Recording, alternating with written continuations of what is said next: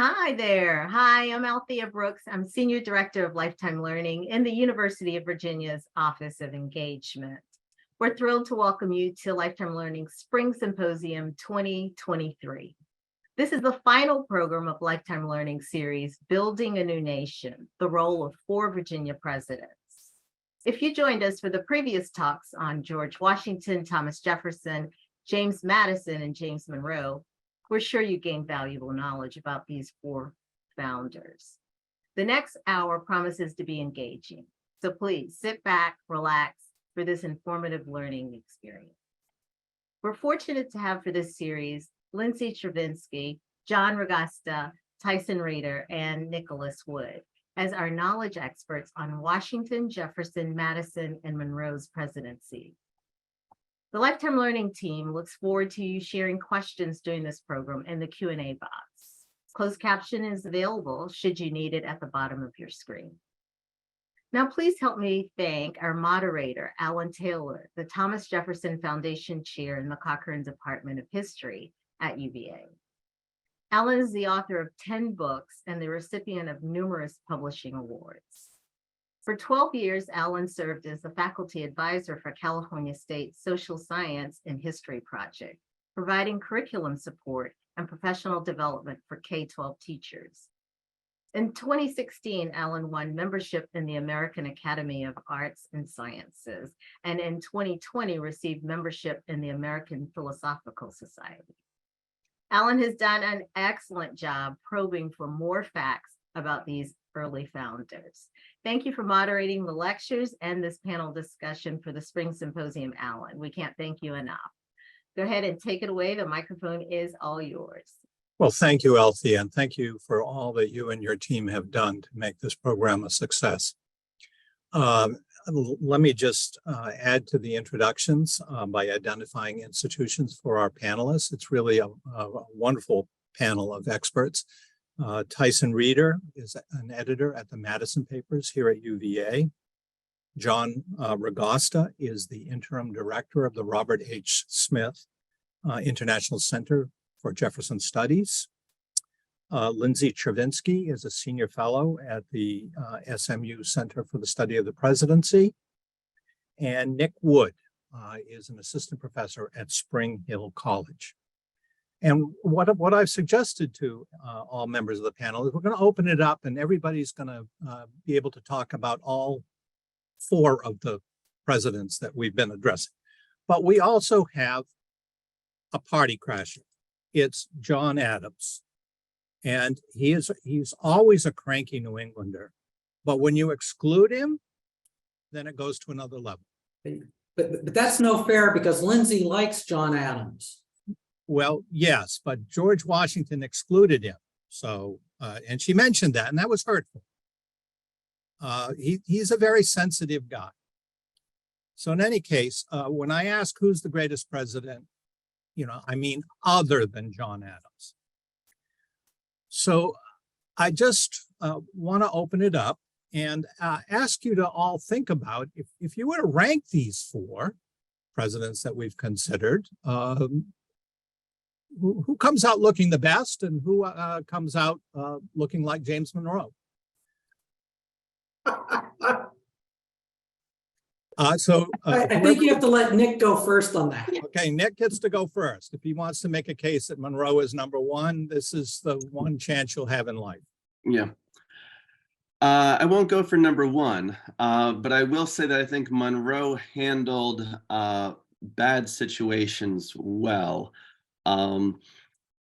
Whereas like Jefferson's big accomplishment or biggest perhaps is the Louisiana Purchase, which that was largely luck. That was the Haitian Revolution led Napoleon to be willing. Who was negotiating that in Paris?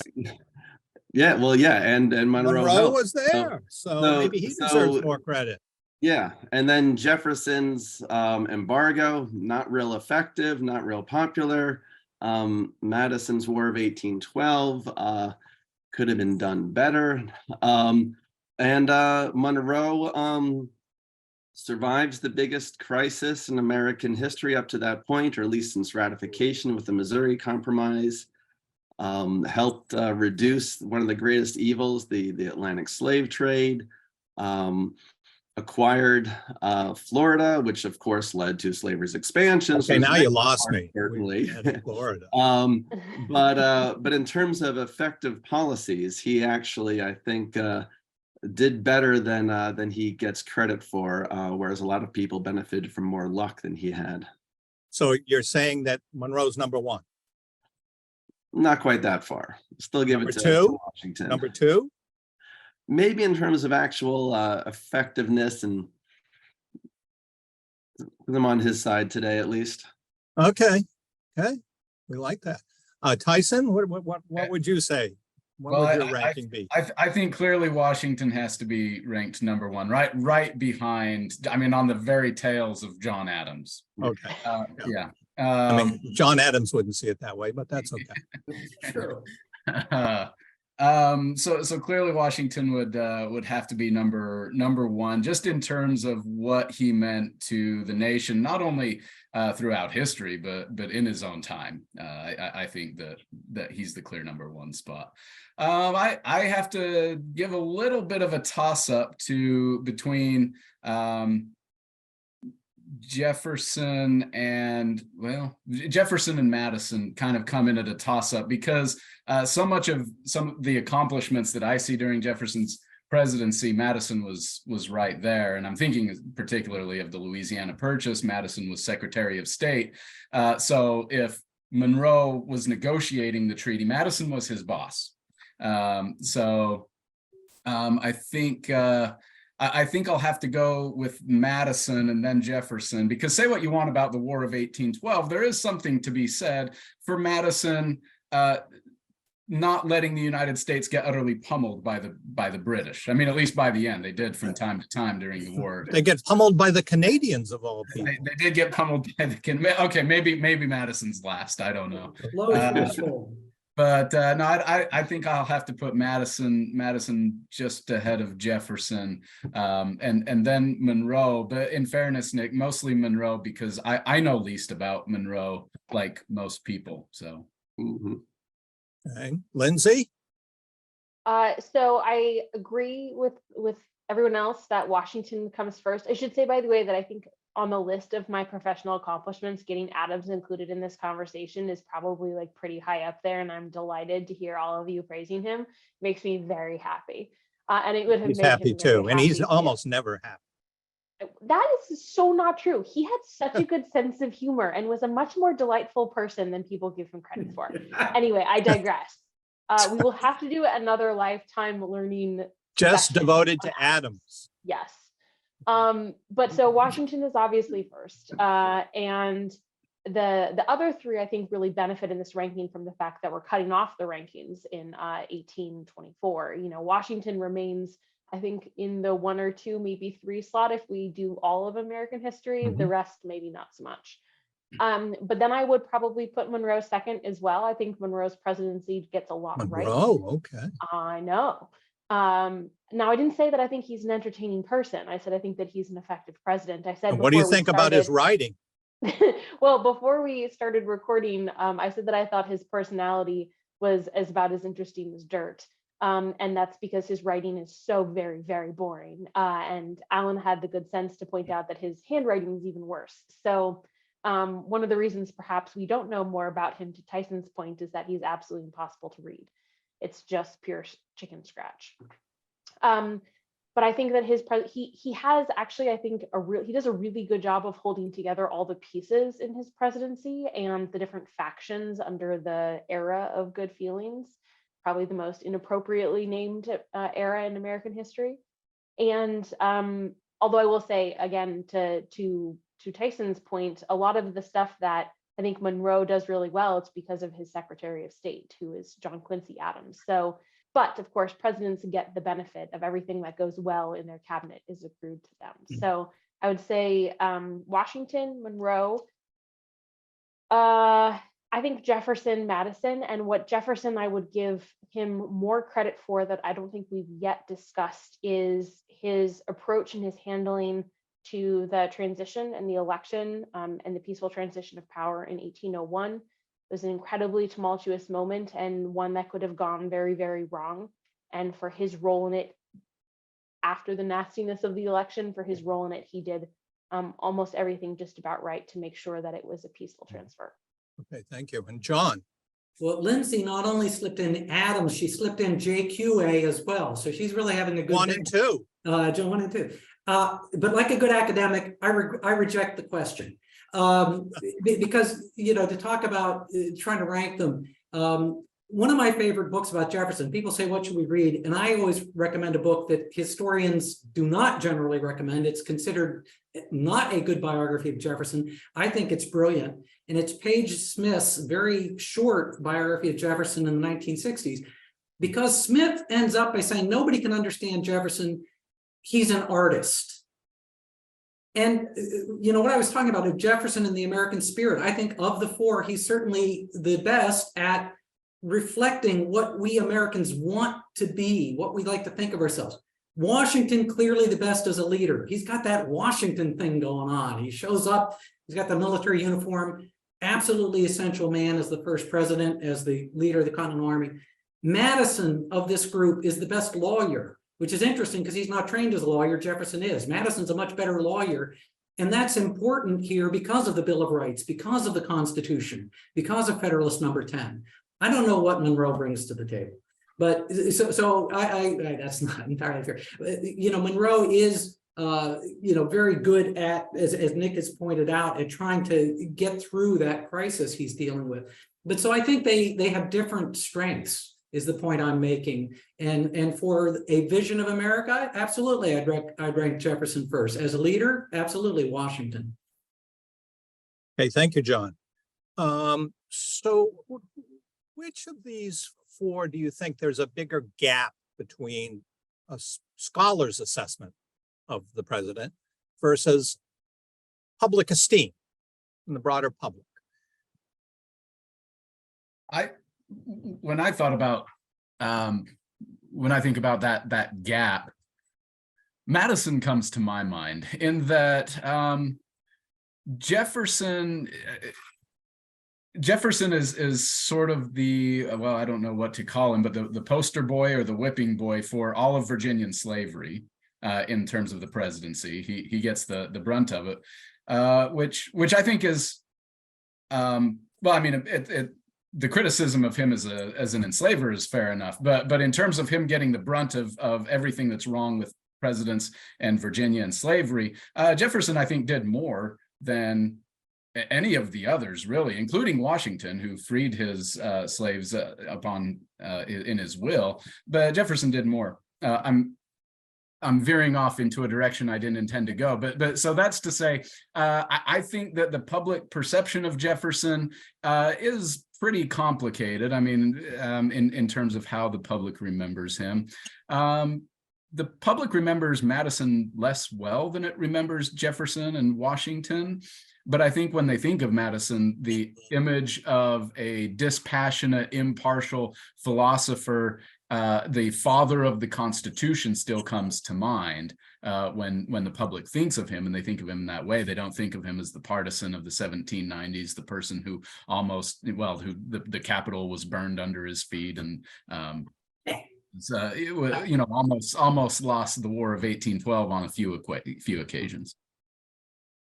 Okay, who else would like to weigh in on this? I mean, I'll just agree with Tyson. I think that mainly because I think neither the public nor historians know or care much about Monroe. But with Madison, yeah, historians give him lots of attention, but the public, he's just lost behind Jefferson. And I used to work at the National Constitution Center Museum in Philadelphia, and they have Signers Hall there with all the statues of the founding fathers. And people just walk right by Madison. Nobody cares about him. And they'd just be staring at the floor, looking at all the names by the feet. And we'd ask, you're looking for somebody? Like, oh, I'll find him. Who are you looking for? Like Jefferson. And they're all looking for Jefferson because they think he wrote the Constitution, which they think is the same thing as the Declaration. Nobody cares that Madison was more important with the Constitution and things like that. It's just Jefferson's who they want to see, and he's not in the country. And of course, by the way, that which goes to Tyson's point about why does Jefferson get tagged with slavery? Because he's the guy who wrote "All men are created equal." Yeah. He owns over 600 people. So Mhm. I mean, Tyson's certainly correct. They all were slave owners and all share in the infamy that involves. But Jefferson does have that problem. I agree with both Tyson and Nick that both Madison and Monroe get treated as seconds. You know, they're Jefferson's friends, which I don't think is entirely fair. But on the other hand, I do think that both Jefferson and Washington deserve, both for good and for bad, the reputations that they have. And I should say, for Jefferson, good and bad. Washington's all good. Lindsay? Well, I think I'm gonna twist the question a little bit, because I think the answers that have been given have been excellent. But when I speak about these presidents publicly, the president that gets the most intense reaction in terms of if you say something and people either agree or disagree, the intensity with which they do so is Jefferson. So if people love Jefferson, they really love Jefferson. And if you dare to suggest that maybe the presidency wasn't all that successful, or he really was kind of to blame for what happened with the War of 1812 because the embargo was so terrible and kind of stuck Madison with all of that, then people get really upset with you. So I think the president that inspires the most fervent reactions would be Jefferson, at least in my experience. Okay, thank you. So the question about slavery has come up, and all four of these men owned slaves, and all four of them were critical of slavery. So how do we wrestle with that combination in our assessments of the four of them?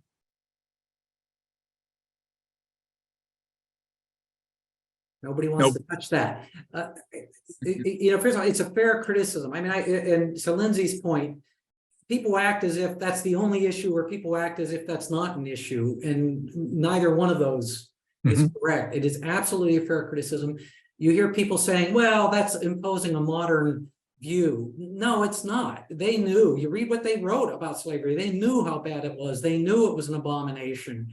They were unable to solve the problem. And we could talk about why they were unable to solve the problem. But it's absolutely a fair criticism. What I tell people, and Washington has the advantage, he did free his enslaved as part of his will, and that's important. It was a good thing. People say, well, Jefferson couldn't do that because by the time he dies, he's bankrupt. If he had tried to free his enslaved, the creditors could have seized them. That's true. He wasn't bankrupt in the 18 teens. He could have written a will saying that he planned to free these people. What I grapple with here at Monticello is that the principles that he articulates, and that all of them articulate, Madison, Monroe, Washington, are critically important to us as a nation in spite of their failings. And we're still grappling with our failings on political freedom, on religious freedom. So the people who want to see this as a dichotomy, that's just the wrong way to see it. It's all part of the same issue. Okay. No, Tyson, you wanted to say something about this question. Well, I mean, the major point I wanted to make, I started to make maybe in a befuddled way, but that I think that Jefferson did do more than any of the others. Washington, in terms of freeing his own slaves, that was certainly a strong gesture for his own legacy and for the people that he had enslaved who benefited by that. I think that we can all admire Washington for that in ways that we can't Jefferson and Madison. But Jefferson he put his political capital on the line more than any of the others in terms of fighting for laws both in Virginia and in Congress that would have introduced some sort of gradual emancipation or freed slaves in more writ large in some way, and he kind of gives up on that when Virginians push back against him. Well, he completely gives up on that when Virginians push back against him, but he put his political capital on the line that in a way that none of the others did. Do you disagree, Nick? A bit. I mean, just with the idea of putting his political capital on the line, because in both in Virginia and in Congress, you're referring to 1784 for the Western Ordinance. I mean, yeah, he backs down pretty quickly. And I think in 1784, like he's the one that gets credit for it. But I think it's really David Howell, one of the other two members on the committee. I think he's the one who really actually came up with that ban. He's related through marriage to Moses Brown, one of kind of the most prominent Quaker abolitionists in New England, Rhode Island, and David Howell had been working with the Quakers. They'd been petitioning Congress in 1783 to do something, and Howell and James Pemberton, Moses Brown had put Howell in correspondence with James Pemberton, who's a Pennsylvania abolitionist, and it seems like it's Howell doing it. Jefferson gets the credit for it, but Jefferson, I think, just went along with what Howell was doing. And when Jefferson kind of, he never does as much as he could. Washington, of course, frees his slaves. Would have been better if he'd freed them while he was alive. And of course, if he didn't have, he didn't have kids of his own. Maybe if he had to worry about his own biological children's inheritance, maybe he wouldn't have freed his slaves. We don't know. But it's still, I think, important that Washington did free his slaves, and people at the time had condemned him beforehand for holding slaves, like Edward Rushton from England, but then after he frees his slaves, African Americans like the Reverend Richard Allen kind of embrace Washington, and they basically say that he's wiped off the only stain to his legacy. So yeah, I think Washington is definitely the one that comes out the best. Jefferson, I'm conflicted about Jefferson, to Deeply conflicted. deeply conflicted, to use someone else's phrase. Yes. Lindsay? Yeah, so I want to pick up on 2 points that were made. So the first was made by John, which is, and they're interlocking points, which I think is important for us to think about. And Jefferson, I think, should absolutely receive credit for crafting the rhetoric that inspired millions of individuals across the globe to force independence and freedom for themselves. And that included enslaved individuals who used that rhetoric to either self-emancipate or to inspire a revolution. However, I find rhetoric or proposing different proposals to be much less powerful than personal action. And this goes to John's point, which is that Jefferson could have made choices that would have enabled him to do something about it. He could have bought less very expensive French wine. He could have taken the proceeds from selling his library and not bought another giant library. He could have rebuilt his house twice instead of 3 times. And maybe then he would have been in less debt. And on the flip side of that, and this is in no way excusing the behavior, so I really want to be sure I caveat that, Washington's ability to be clear of debt took decades of intentional action to be clear of debt. It wasn't just like, oh, an accident that he all of a sudden happened to have a plantation that was in good working order. It required really dedicated and detailed management over decades of careful attention to what crops and crop rotation and switching to wheat long before a lot of others did. Now, of course, he also had the benefit of free labor because he had enslaved people doing this labor. So again, not excusing, but I think that piece is often overlooked, that this was an intentional choice. And he probably, there were times when he wanted to spend more money and did not, to make sure his accounts were in order. I'm not sure he made sure they were in order for this purpose. I don't know if he had that sort of long-term vision, but I do think it has to be included in part of the decision. Yeah, I want to add, implicit in what Lindsay's saying, and I talked about this in my original presentation, we tend to look at these people as if they're marble statues, they're fixed in place. And there's a lot of change over time going on here. Young Jefferson versus older Jefferson may be different on this. And as I said, and by the way, he's emblematic of what's happening in the country generally. I do think there's a shift in the thinking in the country from the hopeful era of the American Revolution. And Washington dies in 1799. He doesn't live through Gabriel's Rebellion, the Haitian massacres in 1804, but a shift to a much more fearful mindset which occurs. So, and that's also implicit in what Tyson was saying, because I do think young Jefferson gets credit. Nick's right, but Jefferson still deserves some credit.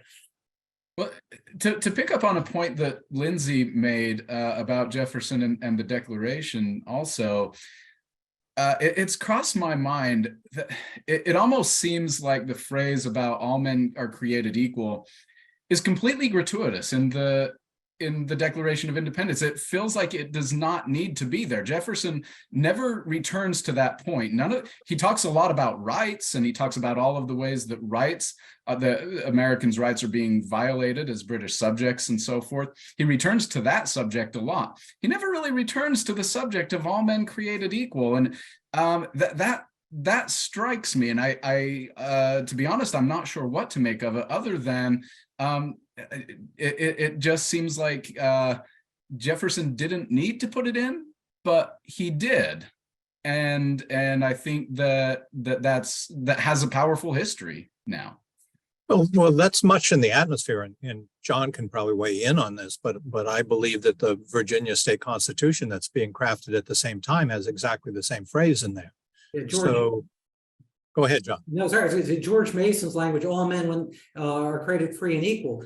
Now, the Virginia State Constitution, however, they inserted the language, the Lockean language, when they enter into a state of society, which is to make it clear that the enslaved people don't qualify.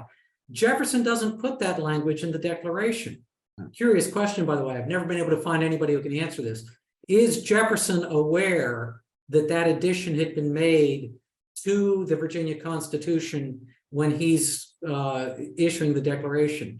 The original version published in Philadelphia in June 12th, I believe it was George Mason's unedited draft.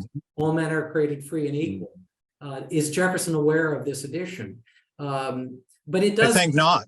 I don't know. Maybe not. But the reference, somebody had asked a question, one of our viewers, about Abraham Lincoln. And Tyson was just paraphrasing Lincoln's all honor to Jefferson, who in the merely, and I'll have to paraphrase, merely revolutionary document introduces an abstract truth. And there is power in that. You know, and I do give Jefferson credit for that. I mean, just as for the question about whether Jefferson knew about the enter into society addition to Virginia, I think for Jefferson, it doesn't matter, because the Declaration of Independence is just abstract document for kind of home and foreign consumption. It's not establishing law. So that phrase for the Virginian Constitution had a specific legal power that adding it would have undermined the rhetoric, the rhetorical flourish of the Declaration, but it wouldn't have actually changed its meaning because it wasn't law. Okay, thank you, Nick. So John brought up the issue about the relationship of church and state, and that's also a question that's come from the audience. I wonder if you could each say about the position of any one of these four presidents on the original relationship of church and state in this country. By original, I mean during their lifetimes. I know John will have something to say about this. First here. But go ahead, Tyson, you have something to say? Well, my thought, Madison and Jefferson, to me, make an interesting duality here that is worth thinking about, because they both land, to my mind, in more or less the same place in terms of a pretty strict separation of church and state. But they both come at it from very different directions. Madison's religious ideas are pretty enigmatic as he get later in life. We know, though, that he was quite religious earlier in his life. He may have even contemplated going into the ministry. There's some evidence for that. And he approached the question from sympathy for religion, more or less fearful that the state would corrupt religion. He doesn't use the same sort of rhetoric that Jefferson would, about priestly class and priestly corruption and so forth. And to my mind, Jefferson fears more that religion will corrupt the state. And so they come at it from very different angles, but they end up in the same place. So together they made a powerful combination in terms of Jefferson writing the Virginia Statute for Religious Liberty. Madison ushers it through Congress, and Madison writes his famous Remonstrance, where he introduces his ideas about religious liberty and separation of church and state, and that's what. Interestingly, so he writes that in 1785, 2 years before the Constitution, but to my mind, that Remonstrance, where he's talking about that's when he first starts to think about minorities and majorities, and how do you keep a majority from tyrannizing a minority in a republic. He starts to think about individual rights and how they're best protected. A lot of the things that he's going to start thinking about when it comes time to think about the Constitution have their origins for Madison in religious liberty. Okay, good. Lindsay? So I think that Washington, as the oldest, or I guess born the earliest in this period, was very much, his ideas about this were very much shaped by the Revolution, in that Great Britain, England in particular, had a state designated church, which was the Anglican Church. And so he very much rejected the concept that there would be one church, that there would be a state church. I think he rejected the concept that there would need to be some sort of religious test for office. His own relationship with religion was fuzzy at best. He understood that it was an expectation that presidents would have some sort of faith, and I think that he did his best to appear to fulfill this. He did attend service from time to time. He didn't have a particular church that was his favorite. I think it was obligatory. He felt like he needed to for social reasons. He did the sort of required allusions to providence or a higher power in a lot of his addresses. But he very much believed that religion should be a personal choice, that there should not be bigotry or persecution towards other types of religions.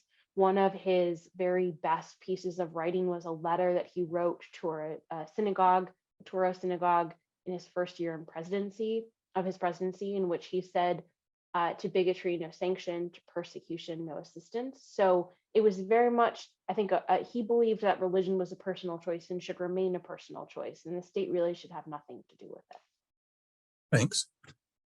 John. Andrew, well, everybody knows I've worked a lot on religious freedom. This is an important topic to me. I agree with Tyson, by the way, on Jefferson and Madison, with a little bit of a caveat. Jefferson and Madison agree on a lot of things.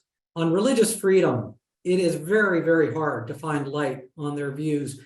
And I think they come at it from a slightly different perspective, but not really that different. I think they both agree that it's a two-way street. We don't want religion corrupting government. We don't want government corrupting religion. Although there may be a little bit of shading along the line of what Tyson says. I don't disagree with that.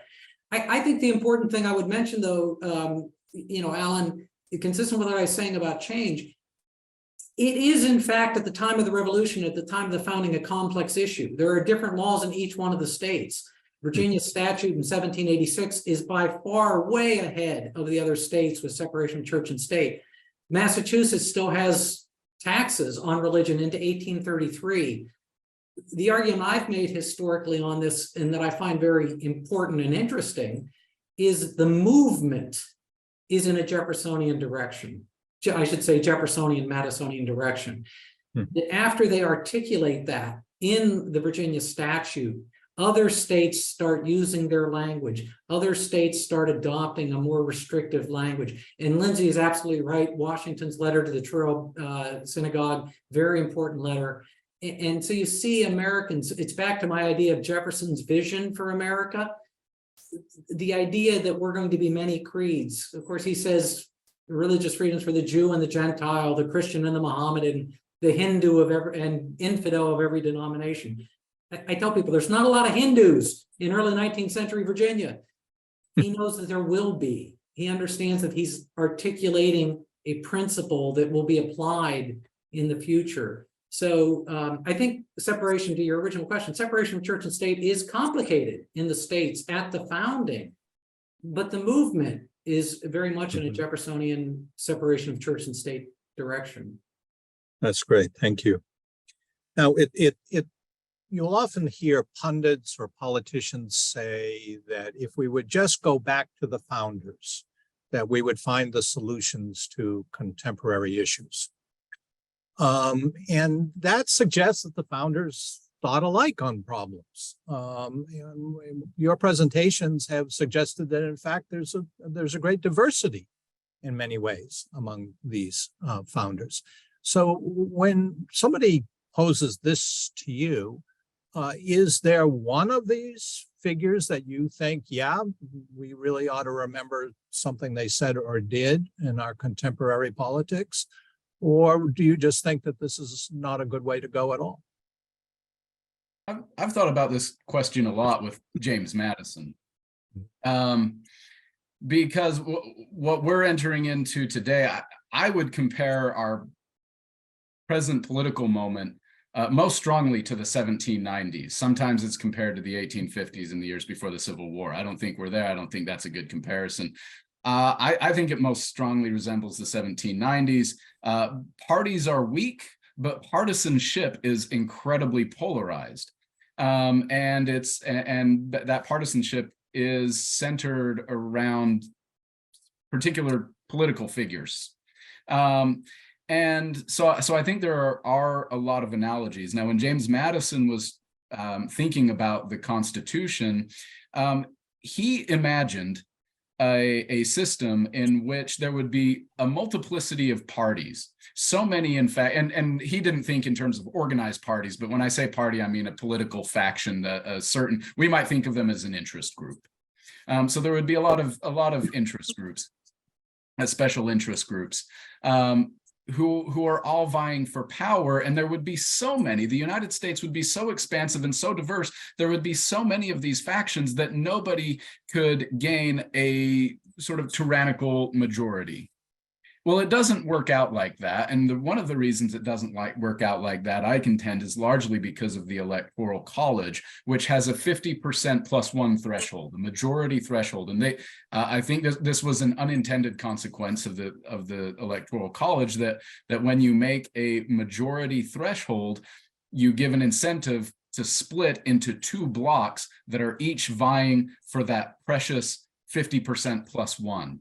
And so when you have half of the country feeling like it is at enmity with the other half of the country, that creates a very difficult political moment to overcome, and it can spiral, as we've kind of talked about it did in the lead up to the War of 1812, for example.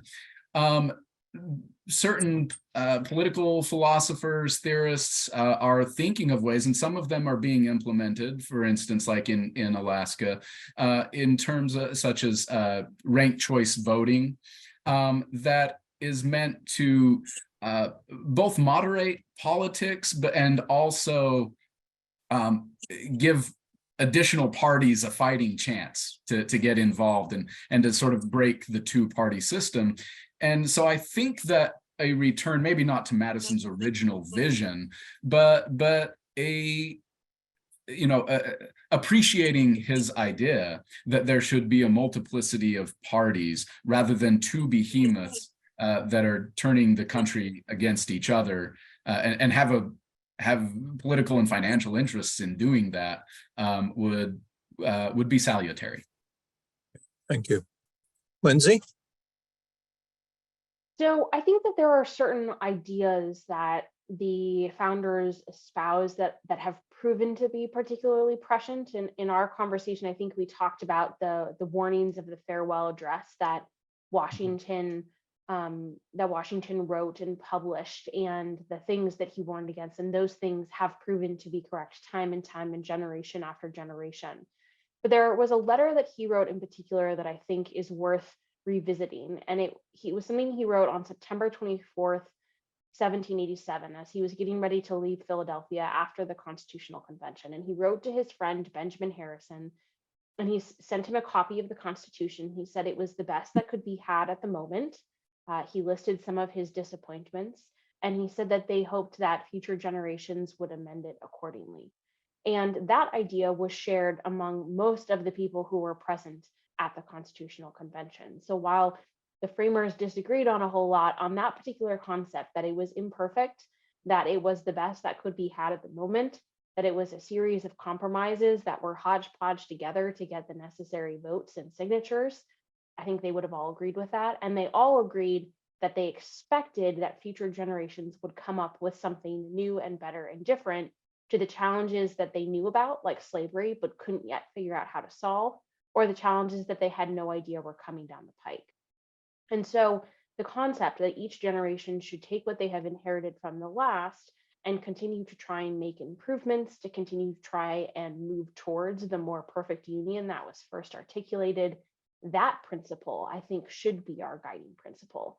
And so the fact that we have decided not to do that, that we've decided to treat this document as though it is an almost holy relic and should not be changed, I think would be gravely disappointing to them, because it was not at all what they intended. They did not think that they were all knowing and all brilliant. They did think they were brilliant, but not all brilliant. And you know, I think they would have been disappointed that we see problems and we see things that are wrong with our society and we don't do anything about them. And so I think that the principle of constant evolution and change is one that we could use as a guiding spirit. Great. Other thoughts? I think Lindsay's comment, by the way, that September 24th letter he sends Harrison, I believe he sends an identical letter to Patrick Henry saying the same thing, this idea of amendment. Jefferson at one point refers to sanctimonious reverence for the Constitution, that no, we need to govern ourselves. It's our responsibility to govern. But you asked about, things that the useful things from the founding. I'm glad that Lindsay mentioned the farewell address. People should reread Washington's farewell address. It's a phenomenal document. It's a powerful document. People should reread. Tyson's making a reference to Federalist Number 10. Madison's understanding of how, by being a multi-ethnic, multi-participatory, multi-factional nation, we actually can get together in a useful way. I think Jefferson's first inaugural address, and by the way, Tyson, my new book that's coming out is all about the 1790s, the crisis of the 1790s and how that's resolved. I'm not sure about Monroe. I don't know if Nick has a suggestion about some Monroe document that we all need to reread. What about the Monroe Doctrine? Maybe. Only if you call it the John Quincy Adams Doctrine. Yeah. Nick, do you want to expand? I lost the internet for a minute. I think you're referring to the Monroe Doctrine, but I mean, and just to the general question of ideals of the founders that we should kind of aspire to live up to or dismiss, I really like what Lindsay said about recognizing that the Constitution was intended to be something that would evolve with the time and be amended with the time, and view the Declaration as people often describe as more aspirational. This is kind of the true ideals that we should live up to, and to get back to that earlier reference with how the Virginia Declaration of Rights had that caveat: when they enter into a state of society, that's when their rights get protected. But even in the Virginia version, said that all men are born free and equal, and they presumably implicitly should have at least meant women are born free and equal. They were just acknowledging that society did not yet protect everyone's rights, but they kind of implicitly indicated that it should. Mason, who wrote that, condemned slavery. He couldn't figure out how to end it, but he knew it was wrong. And so we should recognize that they knew that they were creating a flawed system, and they hoped that it would be improved over time. They wouldn't want us to go back to 1787. Thank you. So a question that's come from the audience is about the demise of the Federalist Party. So we're talking about the so-called first party system, in which you got the Jeffersonian Republicans, and then you've got the Federalists. And there's a clear winner. So what I want to know is, were the Federalists murdered or did they commit suicide? I think they started to commit suicide and then Madison finished them off. You want to expand on that? What sense did Madison finish? Well, we talked a little bit about the Sedition Act yesterday, and the Sedition Act seems to have had a clear impact on that. Well, some have argued that it's not so clear, but I would argue that it had a clear impact on the election of 1800, that Federalists overplayed their hand. And after that, Federalists were never held significant national power. And so they were corroding during the Jefferson administration. And then, of course, you have the famous or infamous Hartford Convention during the War of 1812 and 1814, when Federalists flirt with secession. They never quite get there, but they certainly flirt with it, which may have turned out to their advantage had the war turned out differently. But because the war ended up with a pretty strong exclamation point on it with that, Jackson's new Battle of New Orleans, things seem to have turned out well, or at least well enough for the United States. It all of a sudden looked very treasonous. And so I think that I guess I would answer that then mostly they committed suicide. But certainly Madison was right there helping them along their way with his writings. Okay. Other thoughts on this question? Lindsay? I would mostly agree with that. I think that it wasn't just the Sedition Act. I mean, I do think the Sedition Act had an impact, but it was actually more, I would argue, the taxation system and the army system in 1798 and 1799, especially when they were partnered with the pretty harsh crackdown of the Freeze Rebellion. And there's a reason most people don't know what the Freeze Rebellion is, and that's because it really wasn't a rebellion. It was a very brief, short-lived resistance movement to the pretty intense taxation that was put in place to pay for the new army. In 1798, there was no violence, and the overreaction was gigantic. I think partly understandable, but completely overreaction. And so the combination of this really harsh crackdown with the much more punitive taxation system than had previously been in place, in combination with the Sedition Act, which was going to expire, and so I think was sort of people were willing to ignore it. But the other things in place around it, the sense that there was this army that was going to be used to impose all of these Federalist policies and to crack down in Virginia and to do all of these things, it led to a view of the Federalists that I think was almost impossible for them to escape. And they weren't very good at escaping it anyway. They tended to lean into that image of an overbearing, sort of monarchical, authoritarian party. And so I think it was more the system than just the Sedition Acts. Good. Other thoughts? I mean, part of the problem is Lindsay and Tyson are talking about the high Federalists. Okay, so Pickering disappears. Nobody cares that Pickering disappears. I mean, let's keep in mind that the vast majority of the people we call Federalists are consumed. They're not dead. They're not destroyed. They become part of the Jeffersonian Republicans. And I think a lot of that is because Jefferson does moderate in his presidency. Madison moderates in his presidency. So, the high Federalists, did they commit suicide? Did they get murdered? But most of them most of what we think of as Federalists, the rank and file, come to understand that the union's extremely important, that we're all in this together, that what unites, I mean, I hate to sound like a mean, but what unites us is more important than what divides us. We want the union. We don't want secession. That's what really gets the Democratic Republicans in trouble in 1798. When it looks like they're talking about succession. It gets the Federalists in trouble in 1812 when it looks like they're talking about succession. The American people say, no, we don't want succession. We want a union. So most of the Federalists don't die. They become Republicans. Yeah, again, old style Republicans, Democratic Republicans. So we're all Republicans, we're all Federalists, You bet. somebody said. Somebody said that. Somebody. Except in New England. We do need to remember the Federalists survive in New England, and they keep the they don't like the separation of church and state. I mean, it's not till the 1840s that they're done separating, ending state-supported churches in parts of New England.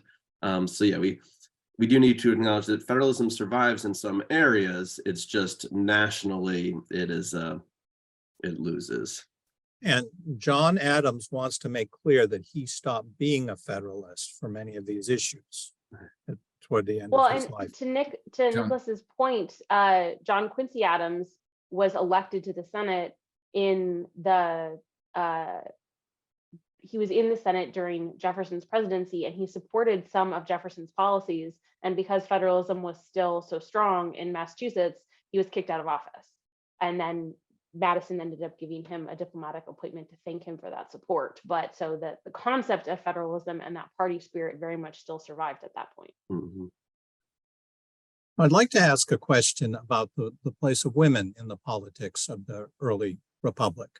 And so part of that is the place of women in the families of presidents and what role the social setting that includes women has on the practice of politics in the early republic. And then just any thoughts that you had about the thoughts of any of these four about potentially expanding the role of women in political life in America at that time. Well, Jefferson's not good on women. He's very clear that he does not want to expand their political rights. He says at one point, someone is suggesting that a woman, I believe it was, she was going to succeed her husband as a customs commissioner, which would have just allowed her to earn income. And he says, the American people are not ready for this, nor am I. So he thinks that a woman's place is in the home. Now it's interesting because on the other hand, he is also very much in favor of an educated woman, and his daughters are highly educated. And of course, we're familiar with the idea of the Republican motherhood, that this emerging idea that we want educated women because we want them to be able to have good conversations in the parlor and in the dining room and to train their sons to be good Republicans. But Jefferson has a fairly narrow view of women's roles in public. Well, Jefferson wants good educated mothers, but he only wants them to have those conversations in the privacy of their own home with their own children. They are not to engage in salons or any sort of public discussion because that would be inappropriate. I think John's right. Jefferson's really hard on women. He just doesn't generally like them very much, which I struggle with. So Washington, I don't think, had any conception of expanding women's place in politics. He certainly valued women's contributions. One of the things I talked about in my presentation was Martha crafted these spaces of semi-private, semi-public events where women were there. And so therefore Washington could appear as a private citizen and engage in those conversations. And that was really essential to the entire political structure at the time. And he valued her presence a great deal, starting in the war. He always wanted her around whenever he could because it felt like home when she was there. And so I think that she sort of sets the stage for women crafting spaces and interactions that are essential to smoothing the way of early Republic politics. And of course, some of the women that follow her take that and run with it. And Dolly Madison, of course, is, I think, the best known for her great extravaganzas. And she, of course, made up for some of Madison's shortcomings when it came to socializing, but she wasn't the only one. Louisa Catherine Adams was an essential part of the politicking for John Quincy Adams. And while I don't think she was able to play as much of a hostess role because she was ill a lot of the time, Abigail Adams was John Adams' most important political advisor. And I would actually argue, therefore, one of the more important political thinkers in the 1790s, because she was so in tune with everything that was happening. So, Lindsay, were you making a pun when you referred to Madison's shortcomings? No, I wasn't. But that was that was inadvertently very funny on my behalf. I was not intending to do that. I thought you should take credit for it when you said it. Okay, Tyson, this is your cue. Dolly called him the great little Madison. But I want to hear about Madison and Monroe's spouses because they're very well-educated women. And I'm not that familiar. I mean, Dolly, I'm familiar with her role, but how do they play into their husband's views of women's roles in the public?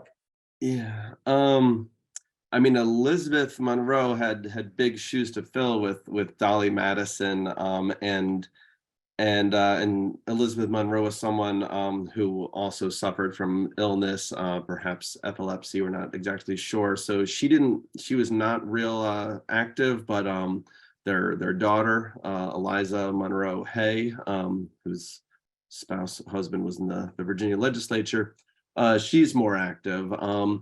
And was very well educated, had been educated in France. But apparently she was someone that some male politicians viewed her as kind of being a little too outspoken during dinners and expressing kind of opinions too much for kind of in an unladylike way. For Madison, well, Dolly Madison was a first lady, like I said yesterday, either in spirit or in fact for about 16 years, because of course Jefferson, she kind of filled that role for the widowed Jefferson, and actually she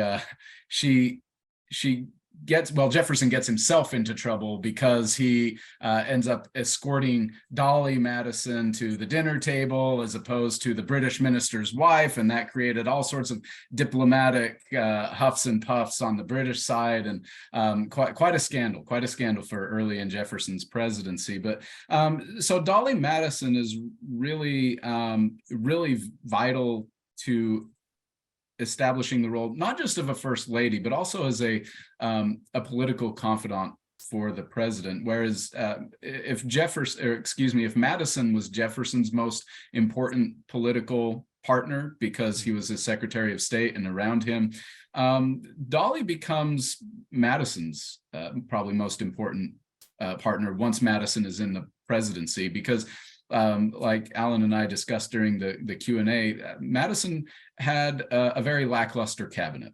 He didn't communicate with them a lot. He knew he had a lackluster cabinet.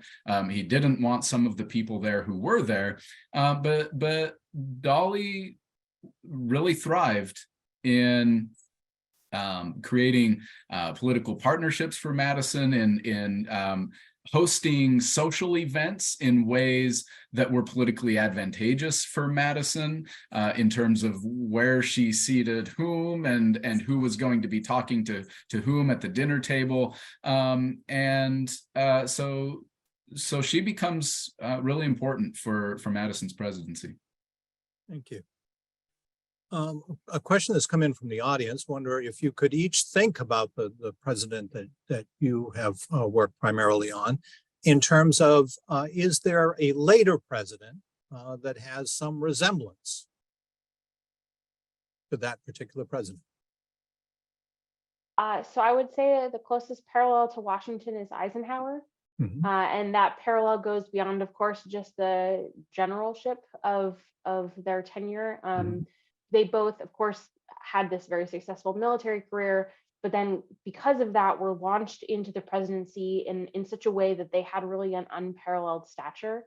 And that allowed them to command and to lead in a way that was difficult for most other presidents, because they had such a huge victory margin. They were so well respected that they could be bipartisan, that they could make choices that a lot of other presidents couldn't make, because their toughness on military issues in particular was not going to be questioned.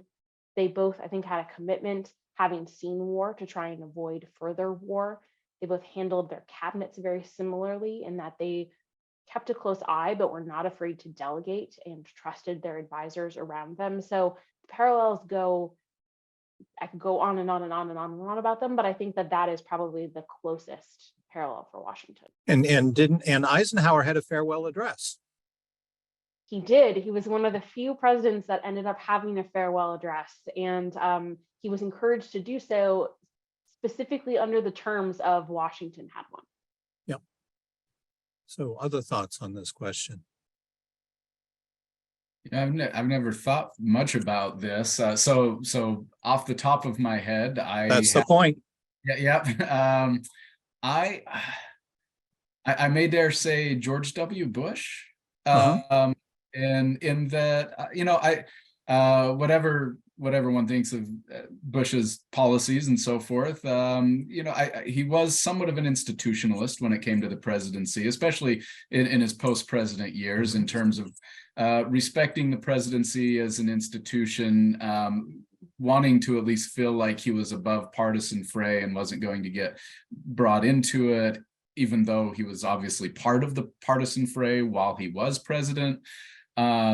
He leads the nation into a war that the majority may have been in favor of, but were not quite willing to support in any real meaningful way. For instance, he refused to raise taxes, and well, of course, Bush instituted tax cuts during the war, and Madison refuses to raise taxes during the War of 1812. Well, there are direct taxes in the War of 1812. Well, but not in a meaningful, not in a really meaningful way. Easy for you to say, you weren't paying them. Yeah. Well, right. That and that's sort of my point when I. But you're right. He doesn't raise them enough. Right. It's too late in the game when he does it. When I think of Madison entering the War of 1812 and Bush invading Iraq, having a majority on your side who will vote for the war is far different than knowing that you have the will of the American people behind you when you go into a war. Okay. So, Nick, who is most like Monroe, later presidents? Yeah, I don't know. Probably one of the ones you forget and haven't heard of. Hoover?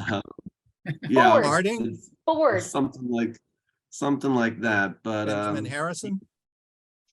Though, yeah, probably not Harding, because Monroe is better at avoiding personal scandals. What about Jerry Ford?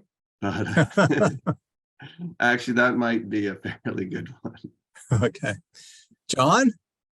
Who's our latter-day Jefferson? It's a difficult question, and Lindsay is certainly a much better historian of the presidency more generally. So I, like Tyson and Nick, haven't thought about that much. The easy answer, and I realize it's probably easy, is probably FDR, and that's first because FDR wants to think of himself as latter-day Jefferson. Right. He loves Jefferson. He puts up the Jefferson Monument, but in the sense that I was talking about last week, I mean, FDR is very much trying to appeal to every man, to the American spirit in the Depression, and then into World War II. And so he wants to think of himself as a Jeffersonian, and I think he does. I mean, the fireside chats, and like Jefferson, I mean, the fascinating thing about both Jefferson and Roosevelt in that regard, they're both nobility from the perspective of aristocracy. They're both very wealthy men. They're living in these huge homes, and yet fairly, I don't think it's completely fake, but they characterize themselves, they see their role as speaking to every man. But I'm sure Lindsay would have a better answer to who is most like Jefferson. I would say Wilson. Yeah, no, here's why. So FDR was way too good of a politician to be compared to Jefferson. Jefferson didn't like to get his hands dirty. He hated the conflict. FDR did not mind the conflict. Wilson liked to stay above the fray. Wilson had great ideas. His 12 points, his League of Versailles is brilliant, but he couldn't actually implement it. He had to leave it to FDR to implement. Whereas he needed a Madison. Jefferson, exactly. He needed a Madison. So Jefferson, all men are created equal. Meanwhile, he owns hundreds of people and couldn't quite implement that himself. So I think that they're both brilliant thinkers. They're both, they come up with these great ideas, but they really like to stay in that lofty world as opposed to actually getting their hands dirty. Artists. I'm sorry, I didn't catch that word. Artists. They're artists. My Page Smith reference. They're artists. Yeah, but Wilson was a terrible film critic. Yeah. So setting aside their accomplishments as political leaders, just as personalities, who among these four would you enjoy spending time with? I know, Nick, it's obvious. It's going to be Monroe, no matter what Lindsay says about it. Yeah, I don't think anybody's going to pick Monroe, unfortunately. No, not even you. You're his last hope. Yeah. Sorry, JMO. I got to go with TJ. TJ, you'd want to hang out with TJ. I might pick Monroe. I mean, you know, Washington has the problem. Was it Robert Morris who gives Washington the hug at the levee? Oh, Gouverneur Morris. Oh, it's Gouverneur Morris. Yeah, Gouverneur Morris. Washington is great, but you know, sitting down and having a beer with the guy, you know, No, that didn't happen. No, and Jefferson, same way. You never know what he's thinking or what he's doing. My guess is backyard barbecue, Monroe. So I think if you want to go for a ride, Washington is your person to go riding with, because he was the greatest horseman of the age, according to Jefferson. And that would have been really fun. But I actually think the most fun would have been Madison. He apparently had a very wicked and slightly dirty sense of humor. So I think as long as you were in a small group, he would have been really fun. In a big group, he kind of, you know, disappears and gets quiet. But in a small group, he would have been really fun. You all know what I think of Monroe, and I think that I would find Jefferson frustrating. So Madison is my choice. Well, the other thing with Madison, he'd bring Dolly along, and she'd be the most fun of all of them. Hoot. That'd be worth it. Yeah, Madison had one of those electric, one of those new fandangled electric things in his house where you put your hands on the globe and it makes your hair stand on end to entertain his guests. So did Madison actually do this? Did he put his hands on this and have his hair go wild? I can only assume so. I can only assume so. Okay, my vision of Madison has been altered forever now. Yeah, I think he'd look something like Albert Einstein without the mustache in that scenario. But and yeah, I think you're right. Having Dolly along, I want to convince myself that Madison had a really great wry sense of humor. It doesn't come through in his writing. We kind of rely on a couple of people telling us that and little clues here and there. Lindsay mentioned a slightly dirty sense of humor, and so in one instance there was an ambassador from Tunis who was coming to the United States, and he wanted the United States to, I'm going to get some of the details wrong, pay for some of his harem to come along, or and so Madison writes off the expense as foreign intercourse, and he underlines intercourse, and you can kind of imagine him slyly smiling to himself as he underlines intercourse. Yeah, he wasn't bringing them with him. Madison was hiring them in Washington, D.C. Okay. Well, yeah, that's right. Yeah, thank you. Yeah. Yeah, it was a local prostitute. Yeah. That's even better. A guy who can make jokes about that in his diplomatic letters.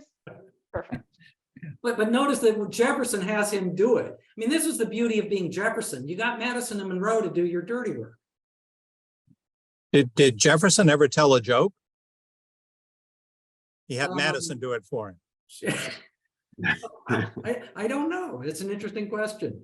He was a serious guy. You know, but Lindsay's comment, for a long intellectual chat late at night because you can't sleep. Sure, Jefferson, it'd be fascinating. But backyard barbecue, no, Monroe or Madison. Oh, okay. So a key question that's been asked by the audience is UC Davis second only to UVA in training presidential historians? Now, I don't know about the suggestion second, but I'm counting on Lindsay I have to put in both worlds, so pick one and it doesn't. I know we're conflicted, deeply conflicted, because UVA is now our employer, but I don't know much about the left coast. You should visit there, John. You would like it. It has a great farming and agriculture. You could talk to them about bees at length. They would have a lot to say. Yeah.